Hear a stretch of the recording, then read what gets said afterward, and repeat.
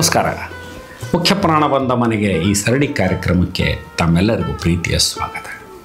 ಆತ್ಮೀಯರೇ, ಕಾರ್ಯಕ್ರಮ ಪ್ರಾರಂಭಿಸುವ ಮೊದಲು ತಮ್ಮೆಲ್ಲರಿಗೂ ಗಣಪತಿ ಜಯಂತಿಯ ಹಾರ್ದಿಕ ಶುಭಾಶಯಗಳು. ನಾವೆಲ್ಲ ಸೇರಿ ಗಣಪತಿ ಜಯಂತಿಯನ್ನು ಬಹಳ ಸಂತೋಷದಿಂದ ವಿಜೃಂಭಣೆಯಿಂದ ಆಚರಿಸೋಣ ಅಂಥೇಳಿ ಇವತ್ತು ನಾವು ನಮ್ಮ ಸಂಚಿಕೆಗೆ ಆರಿಸಿಕೊಂಡದ್ದು ದೇವರು ಅಂದರೆ ಇದು ಬಹಳ ಒಂದು ಪುಟ್ಟ ಗ್ರಾಮದಲ್ಲಿ ನೆಲೆ ನಿಂತಹ ದೇವರು. ಈ ದೇವರು ನನಗೆ ಹೆಂಗೆ ಸಿಕ್ಕರು ಅಂತಂದರೆ, ನಾವು ಮೊನ್ನೆ ಮಂತ್ರಾಲಯ ಪಾದಯಾತ್ರೆ ಸಂದರ್ಭದಲ್ಲಿ ರಾಜೊಳ್ಳಿ ಅಂತ ಒಂದು ಊರಿನಲ್ಲಿ ವಾಸ್ತವ್ಯ ಹೂಡಿದ್ದೆವು. ರಾಜೊಳ್ಳಿ ಅಂತಂದ್ರೆ ರಾಯಚೂರು ಜಿಲ್ಲೆಯ ಮಾನ್ವಿ ತಾಲೂಕಿನಲ್ಲಿ ಬರುವಂಥ ಒಂದು ಪುಟ್ಟ ಗ್ರಾಮ. ಅಲ್ಲಿ ಮಲ್ಕೊಂಡಿದ್ವಿ. ಅಲ್ಲಿ ಹೋಗಿ ನೋಡಿದ್ರೆ ಅಲ್ಲೊಂದು ಹನುಮಂತ ದೇವರ ಗುಡಿ, ವಿಶಾಲವಾದಂಥ ದೇವರು, ಭಾಳ ವಿಶಾಲವಾದಂಥ ದೇವಸ್ಥಾನ, ಒಳ್ಳೆಯ ಸುಸ್ಥಿತಿ ಒಳಗಿದೆ. ಅದಾದ್ರ ವಿವರ ತೆಗಿಲಿಕ್ಕೆ ಹೋದ್ರೆ ಅವ್ರು ಹೇಳಿದರು, ನಮಗೆ ಗೊತ್ತಿಲ್ಲರಿ, ಇದು ಭಾಳ ಹಳೆಯ ದೇವಸ್ಥಾನ, ಆದರೆ 2014 ನಾವೆಲ್ಲ ಗ್ರಾಮಸ್ಥರು ಸೇರಿ ಈ ದೇವಸ್ಥಾನವನ್ನು ಜೀರ್ಣೋದ್ಧಾರ ಮಾಡೀವಿ ಅಂತ.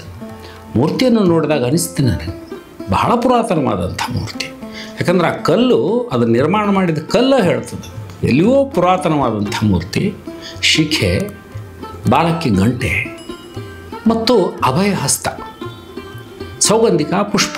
ಇದು ದೊಡ್ಡದಾದ ಮೂರ್ತಿ, ಸುಮಾರು 6 ಅಡಿ ಎತ್ತರ, 1.5 ರಿಂದ 2 ಅಡಿ ಅಗಲವಾದಂಥ ಒಂದು ಮೂರ್ತಿ. ಆ ಜನರಿಗೆ ಅದ್ರ ಬಗ್ಗೆ ಜಾಸ್ತಿ ಏನೂ ಗೊತ್ತಿಲ್ಲ, ಆದರೆ ಅವರಿಗೆ ನಡ್ಕೊಂಡ್ರೆ ನಮಗೆ ಒಳ್ಳೆಯದಾಗ್ತದೆ ಅಂತ ಹೇಳ್ತಾರೆ. ಹಿಂದೊಂದು ಕಲ್ಯಾಣ ಮಂಟಪ ಮಾಡ್ಯಾರ, ಮುಂದೆ ನವಗ್ರಹಗಳು, ಆಮೇಲೆ ಒಂದು ಧ್ವಜಸ್ತಂಭ, ವಿಶಾಲವಾದಂಥ ದೇವಸ್ಥಾನ. ಊರಿನ ಎಲ್ಲ ಒಳ್ಳೆಯ ಕಾರ್ಯಗಳು ನಡೆಯುವಂಥ ಒಂದು ಜಾಗ. ನಾನು ನೋಡಿದಾಗ ಅನ್ನಿಸ್ತು, ಈ ನಮ್ಮ ಸಂಚಿಕೆಗೆ ಹನುಮಂತ ದೇವ್ರನ್ನ ಪರಿಚಯ ಮಾಡಿಸೋಣ ಅಂಥೇಳಿ. ಆದರೆ ಆ ಊರಿನ ಜನರು ಬಹಳ ಪುಟ್ಟ ಗ್ರಾಮ, ಬಹಳ ಜನಸಂಖ್ಯೆನೂ ಇಲ್ಲ ಅನ್ನಿಸ್ತದಲ್ಲಿ. ಅಂದರೆ ಕರ್ನಾಟಕದ ಅಂಚಿಗೆ ಬರುವಂಥದ್ದು, ಆಂಧ್ರ ಪ್ರದೇಶದ ಬಾರ್ಡರ್ನಲ್ಲಿರುವಂಥ ದೇವಸ್ಥಾನ. ಆದರೆ ಅಷ್ಟೊಂದು ಪುರಾತನವಾದ ದೇವಾಲಯವನ್ನು ಅದರ ಬಗ್ಗೆ ಏನೂ ಮಾಹಿತಿ ಇಲ್ಲದಂಥ ಗ್ರಾಮೀಣರು ಬಹಳ ಸುಂದರವಾಗಿ ಕಟ್ಟಿಸಿ ಅಲ್ಲಿ ಎಲ್ಲ ಕಾರ್ಯಕ್ರಮಗಳನ್ನ ಬಹಳ ಸುಂದರವಾಗಿ ಮಾಡ್ತಾರೆ ಅಂತ.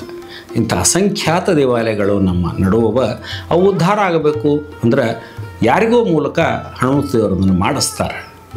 ಈ ಹನುಮಂತ ದೇವರು ಅಲ್ಲೆಲ್ಲರಿಗೂ ಅನುಗ್ರಹ ಮಾಡ್ತಾ ಇದ್ದಾರೆ. ನಿಮ್ಮೆಲ್ಲರಿಗೂ ಅನುಗ್ರಹವನ್ನು ಮಾಡಲಿ ಅಂತ ಹೇಳ್ತಾ ಇನ್ನೊಂದು ಸಲ ತಮ್ಮೆಲ್ಲರಿಗೂ ಗಣಪತಿ ಜಯಂತಿಯ ಹಾರ್ದಿಕ ಶುಭಾಶಯಗಳನ್ನು ಹೇಳಿ ಈ ಸಂಚಿಕೆಯನ್ನು ಮುಗಿಸ್ತೀನಿ. ನಮಸ್ಕಾರ. ಜೈ ಶ್ರೀರಾಮ್, ಜೈ ಬಜರಂಗಬಲಿ.